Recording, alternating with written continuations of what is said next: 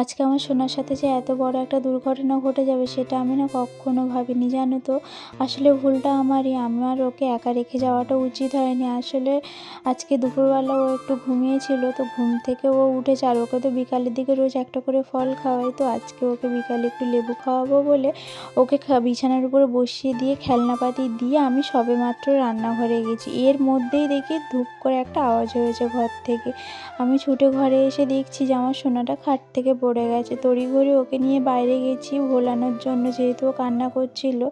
তো তারপরে বাইরে গিয়ে দেখছি যে আমার সোনার মুখ থেকে গল গল করে রক্ত পড়ছে। সেই সময় যে আমার কী পরিমাণে খারাপ লাগছিল সেটা আমি যদি কাউকে বোঝাতে পারতাম। তো এটা রাজাকে বলা মাত্রই দেখো রাজা তড়িঘড়ি করে অফিস থেকে চলে এসছে, আর এসে এই যে এখানটায় আর কি মানে ব্ল্যাঙ্কেট পেতে দিচ্ছে। এগুলো কিন্তু শীতের ব্ল্যাঙ্কেট, এগুলো আমরা ব্যবহার করি না।